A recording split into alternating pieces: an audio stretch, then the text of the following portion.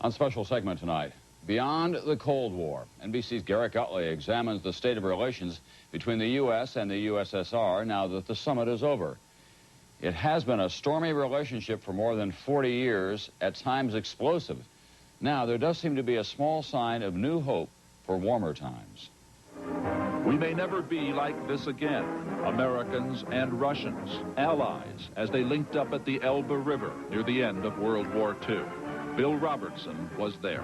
It was a time of, I think, great happiness. It was a celebration. A Russian soldier gave me his wedding ring. I thought that was sort of symbolic of the event. But it was not symbolic of what followed, the Cold War.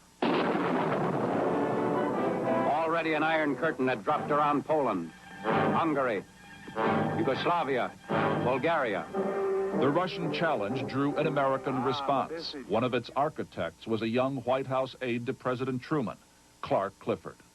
The opinions of our leaders were harsh, and the reason for it was that the Soviets were embarked upon a period of the most aggressive kind of expansionism.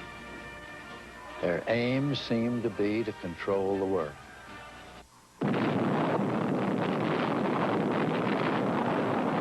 It was an uneasy time in America. Life was lived under the specter of the mushroom cloud. I'm no communist, and I'll tell you that right now. I believe a man should own his own house and car and cow.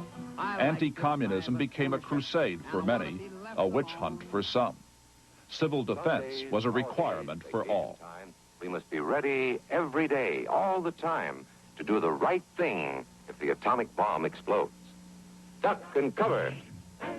In the 50s, I thought that we would be at war with Russia fairly soon, which I was fearful of, because by this time I had a family and a growing family in the 50s, and I certainly didn't want to see my kids going to war. We were headed for a while in a direction in which we were settling down into permanent hostility with the Soviet Union. That's over now. And the Cold War, I like to say, is ending. What may end it is what Richard Nixon and Nikita Khrushchev debated in a kitchen in Moscow and in other encounters. The power of weapons versus the power of a strong economy. There are some instances where you may be ahead of us. For example, in the development of the thrust of your rockets for the investigation of outer space. There may be some instances, for example, color television, where we're ahead of you.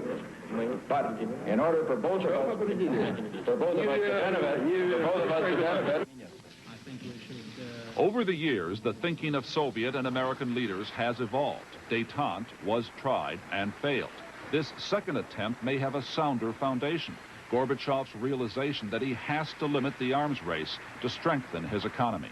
And one of the original Cold Warriors sees an opportunity. Conditions are such that I think we have the finest, the brightest opportunity to fashion a series of agreements that we've had for the last 42 years.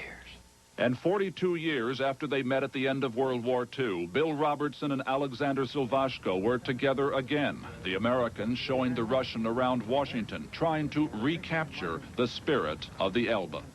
Our meeting at the Elbe has a symbolism of a time where both nations worked hard for a common goal, and that was to defeat a common enemy. Do you trust the Russians? No, I don't. Not at this point. Nations will always operate in their own self-interest. And so they did this week. The importance of this summit was more than the signing of one missile agreement. It showed how far we have emerged from the Cold War. It showed where we may be headed, into a new relationship achieved through slow, difficult negotiations. The process of peace. To be continued. Garrett Utley, NBC News.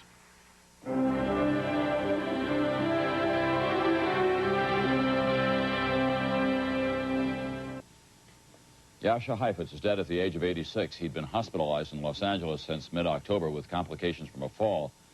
Heifetz is a name that may not be familiar to many. He stopped performing publicly in 1974. But in his lifetime, Jascha Heifetz was unequaled with his instrument, the violin. Indeed, as NBC's Bill Schechner reports tonight, the genius of Heifetz lives on in the musical mind of every serious student of the violin.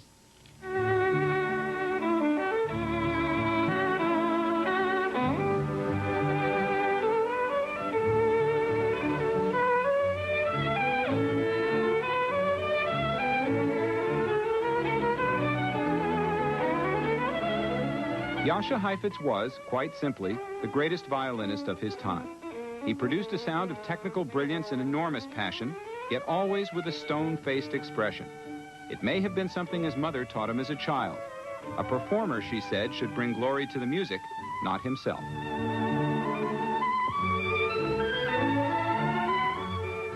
Born in Russia in 1901, Heifetz was a child prodigy whose art grew as he did. He took his first lessons from his father and gave his first solo recital at age 9. In 1917, his family moved to New York, and he made his debut at Carnegie Hall. Said a reviewer about the 16-year-old Heifetz, he made the ideal a reality.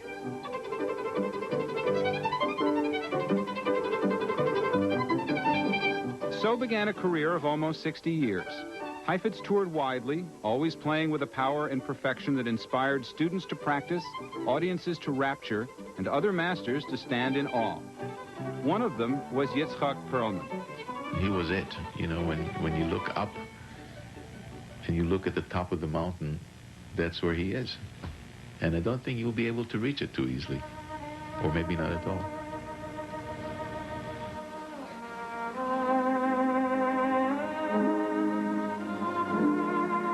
Once, when asked for his life history, Heifetz offered 20 words.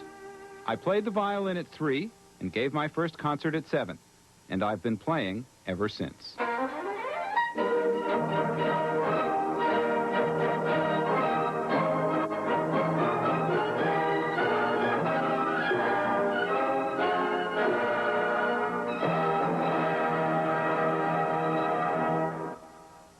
Bill Schechner, NBC News, New York.